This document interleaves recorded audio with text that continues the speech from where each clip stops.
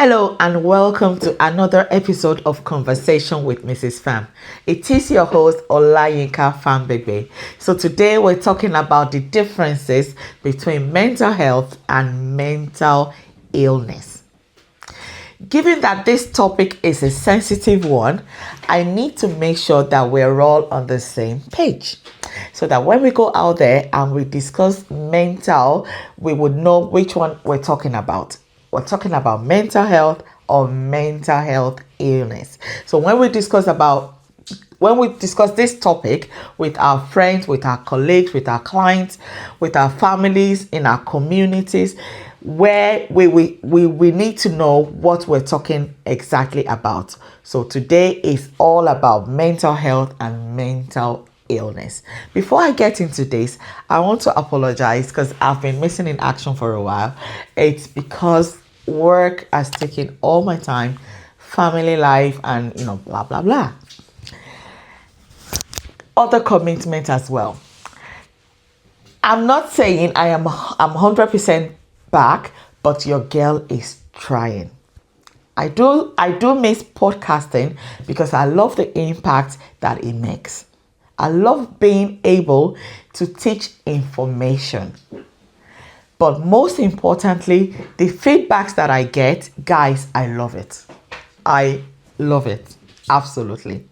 I love hearing how you're able to share these episodes, how you benefit from it, how you encourage your friends, your colleagues, your neighbor, on your different platforms, how this podcast has inspired you to manage situations and leave toxic relationships. I've heard so many success stories and I love doing this podcast. Guys, this success stories is the entire reason I started doing this podcast. So, on this episode, I want to make sure you have the groundwork and the foundation knowledge about mental health versus mental health illness. So let's hop into this. I'm going to share on today's episode some common diagnoses, not all. I'm not a mental health professional or mental illness professional, but I'm going to share some common diagnoses, how to recognize mental illness, when to seek help, and where to go for that help. If you don't know who I am Olayinka Phambegbe, an experienced social worker, keynote speaker, and obviously a podcaster. My specialty is helping people, regardless of their gender, race, sexuality, age, religion. They are my people. So, if you ever want to find out what social work is about, you can check me out on YouTube. Just make sure that you subscribe to my channel. So, what is mental health? According to World Health Organization, this is a state of mental well-being that enable people to cope with stresses of life, to realize their full potential, to learn, to work, and overall contribute to their communities. I say to people that mental health is how you're able to function when life throws some curveballs at you. So, mental health is not just the absence of illness. Mental health is not just the absence of illness. A lot of different systems, such as social connections, physical health, spirituality, finances, school, work, all different people and entities around us can contribute to our mental health. There are other contributing factors such as political, environmental issues such as poverty, inequality, even violence.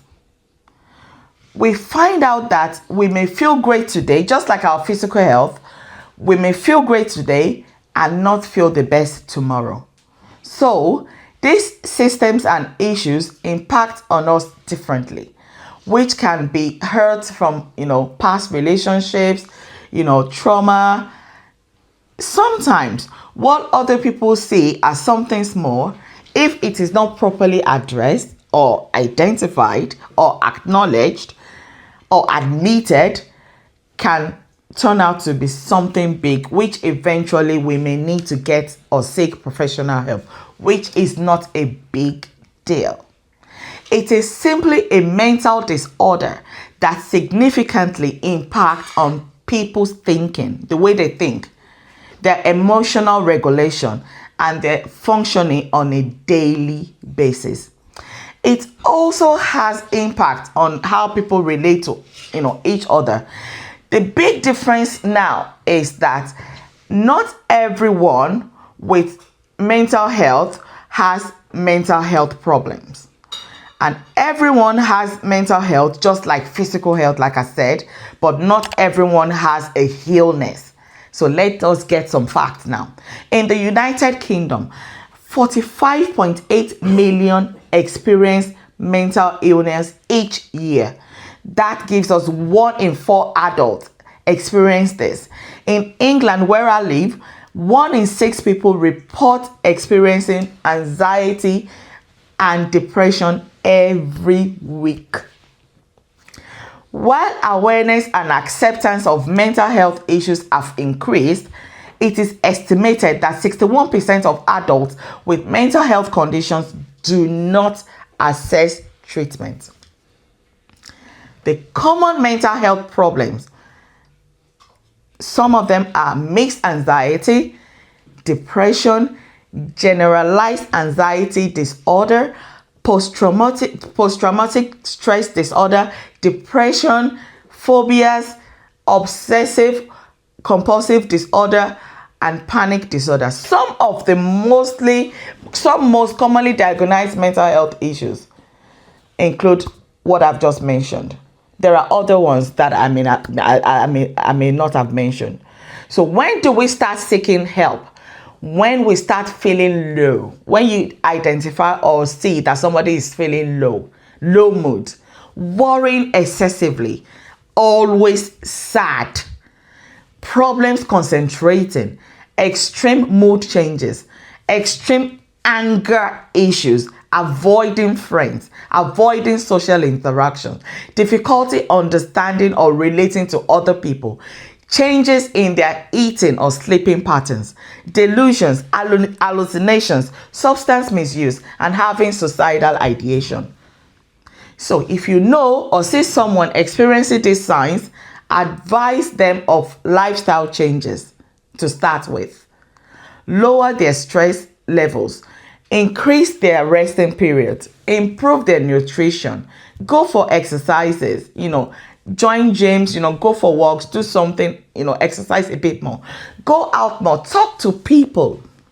Another way to seek support is to go for therapy, and if need be, go to your GP to be prescribed medication. It just depends on the level. You can also join groups, spiritual practices, even mindfulness. Get support from your GP, like I said earlier on, from the pharmacy.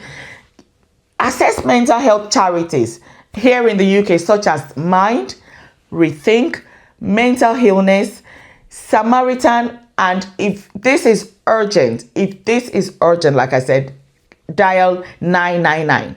If you are not your best self, you will show up and present as irritable, not able to focus, and unable to help anyone. If you are still listening to this, it shows that you take this topic seriously.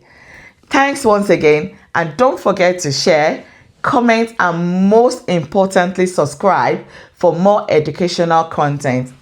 Bye for now on this episode of Conversation with Mrs. Pham. God bless you.